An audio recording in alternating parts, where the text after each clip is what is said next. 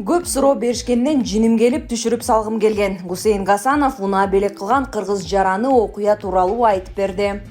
Буга чейин белгилүү орусиялык блогер Гусейн Гасанов Москва шаарында аны бекер жеткирген үчүн кыргыз жигитине унаа белек кылгандыгы кабарланган. Суперкейджи порталы блогерден унаа алган кыргыз жараны Эген Апсаматов менен байланышты. Көп жылдан бери Москвада иштеп жүргөн мекендешибиз унаа алганына дагы деле ишене албай жүргөнүн айтып, буларга токтолду. Бул эми Кудайымдын берген белеги болду. Окуя 23 ноябрда түшкө жакын болгон. Ал күнү Химки шаарчасынан буйрутма алып Москванын борборуна бардым. Ал буйрутмам дагы жөн эмес, актриса кыз экен. Андан кайсы киного тартыласың деп сурасам, кинонун атын айтпай койгон. Аны менен жолдо сүйлөшүп, мени дагы киного тартып жылдыз кылгылачы деп айткам. Актрисаны жеткиргенден кийин эле ушул экинчи буйрутма келди. Карасам 10 мүнөттө жетет экенмин.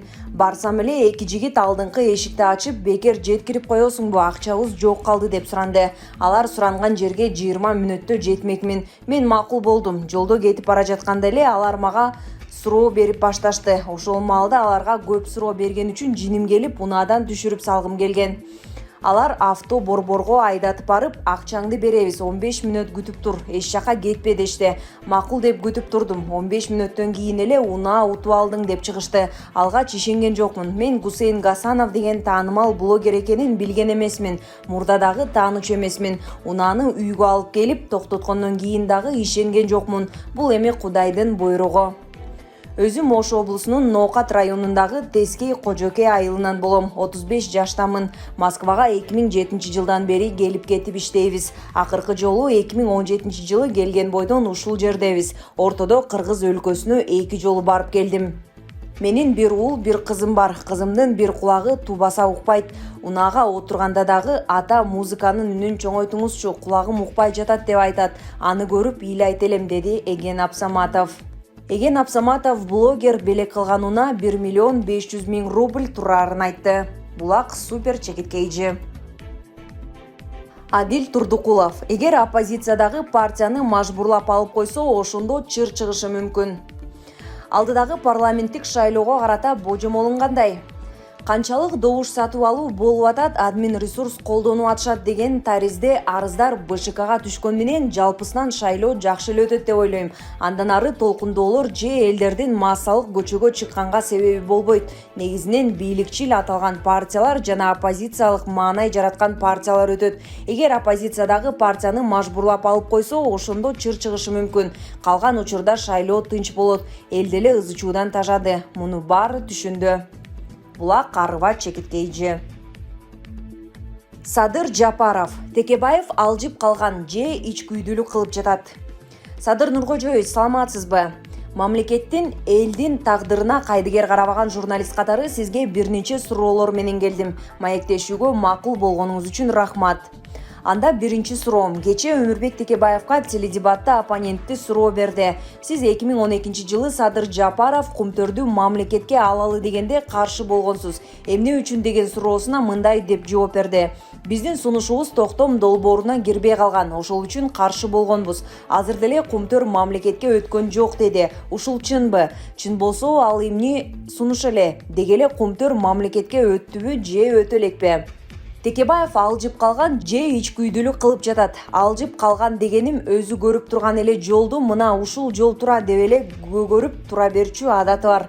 Ошентип көгөрүп жүрүп, акыркы 10 жылда мамлекетти сазга батырды. Маселени чечүүнүн башка жолдору толтура. Кумтөр талаш жок, 100% мамлекетке өттү. Чекит коюлду. Муну тигилер өздөрү да моюндады. Азыр кылмыш иштери жүрүп жатат. Бир топ атка минерлер камалышты. Тигилер тараптан дагы жоопко тартылчулар бар. Бир аз убакыт керек. Бүтөрү менен жыйынтык чыгарабыз. Сабыр этип тургула. Ал эми ичкүйдүүлүк кылып жатат дегеним 2012 жылы Текебаев ичкүйдүүлүк кылып, андан сырткары Атамбаевдин буйругун аткаруу менен каршы чыккан. Экөө бир команда болчу. Мен көп саясатчыларга жооп бербей эле коеюнчу дейм, бирок өздөрү келип эле тийишип алат. Анан жооп бергенге туура келет. 2012 жылы мен Кумтөр мамлекетке өтсүн деген маселе көтөрүп, жогорку кеңеш ызы чуу түшүп турганда Текебаев фракциясын кабинетине чогултуп алып, неужели ата журтчулар ушул маселени көтөрүп чыгат?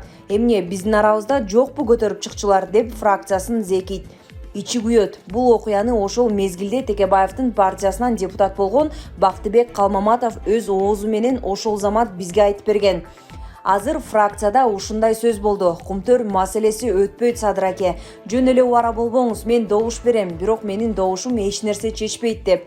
Калп десе Бактыбек Калмаматов айтып чыксын азыр. Ошондогу жаш депутаттар Дастан Жумабеков, Жыргал Саматов, Талант Мамытов, Камчыбек Ташиев болуп баарыбыз чогуу туруп укканбыз. Залда танапис болгондо жаш депутаттар чогулуп баарлашып калар элек. Кийин добуш берерде Атамекен фракциясы тобу менен добуш бербей залдан чыгып кетишкен.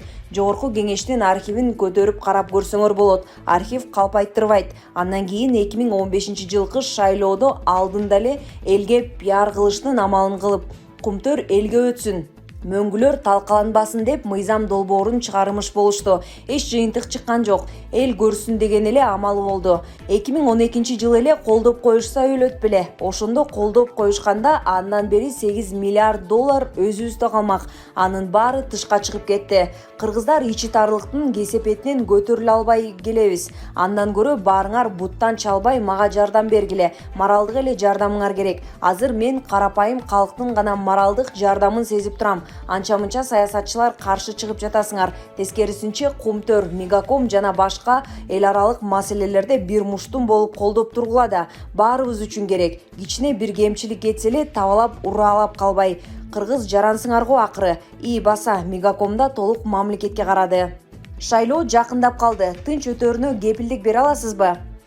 100% кепилдикти бир гана Кудай берет. Мен 99% кепилдик берем. Мурдагыдай бийлик тараптан админ ресурсту колдонулган жокпу? Жок. Сатып алуу, сатуу дегендерди колубуздан келишинче тыйып жатабыз. Талапкерлер менен 3,5 миллион шайлоочунун ар биринин артынан киши кое албайт экенбиз. Ошондуктан эл өзү добушун сатпашы керек. Бийлик тараптан админ ресурс колдонулбагандан кийин тынч өтөт. Эмнеге шылтоо менен эл көчөгө чыгыш керек? Шылтоо жок. Ооба, анча-мынча саясатчылар куралдуу төңкөрүш кылабыз деп сүйлөшүп жаткандар бар. Алардын ар бирин билебиз. Далилдер топтолду. Шайлоодон кийин аларга катуу чара көрөбүз. Азыр чара көрө баштасаң, шайлоого карата болуп жатат деп тарапташтары кыйкырып чыгышат.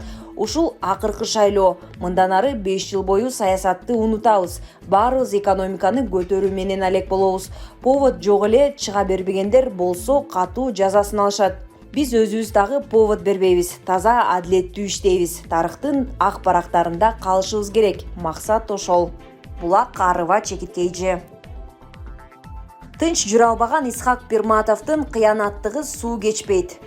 Кумтөр ишине байланыштуу күнөөлүү катары табылып, сот жообуна тартылган Исхак Пирматовду кимдер билбейт. Коррупционерлигин расмий мойнуна алып, тергөө менен кызматташып, эркиндикке чыккан Исхак мырза жөн жата албай, кезинде көчөдө жүргөн жеринен Кыргыз нефтегазга кондуруп, кийин ишкананын жетекчилигине дайындалышына, апрель окуясынан кийин 2 чакырылышта депутат болушуна, убагында чөнтөгүндө сокур тыйыны жок немени бакыйган олигархтардын бирине айланышына себепкер болгон акеси Азизбек Турсунбаевга тымызын каршы иштөөгө өттүбү? Маселен, социалдык түйүндөр аркылуу Турсунбаевди каралатууга атайын фейк армияны жалдап, ал үчүн оңбогондой каражат сарптаганы чынбы? Анысы аз келгенсип талапкерлердин бирин тымызын каржылап, аны депутат кылууга жан үрөгөнү кандай? Балапан Пирматов канчалык аракет кылбасын элге эмгеги сиңген. Кадыры бар Азизбек Турсунбаевга жасаган кара санатай оюнунан майнап чыкпайт. Болгону бул анын суу ичкен кудугуна түкүргөн адамгерчилик, жигиттик сыпатынан пастыгынын гана ашкерлейт эмеспи? Кууланам деп ойлобо кууратып коет бу турмуш макалын Исхак мырза эсинен чыгарбаса дейбиз. Эгерде бузукулук ишин уланта берсе, анда артынан былыгы чубалып, кайрадан кусуп калбайбы? Булак Назар Ньюс Чекиторг. Мекенчил болуу үчүн Эмомали Рахмон адамдарды көкүрөгүнө Тажикстандын туусун тагып жүрүүнү сунуштады. Тажикстандын президенти Эмомали Рахмон жарандарды көкүрөгүнө өлкөнүн туусун тагып жүрүүнү сунуштады. Анын айтымында мындай кадам жаштардын мекенчилдигине көбүрөөк таасир этет. Ар бирибиз балдардын аң сезимине, улуттук символикаларга, анын ичинде элибиздин тарыхын жана келечегин чагылдырышы катары тууга болгон сый-урмат, сыймыктануу, сүйүү жана берилгендик сезимдерди ойготуубуз керек, деди ал. Булак Медиа Центр Чекиткейжи.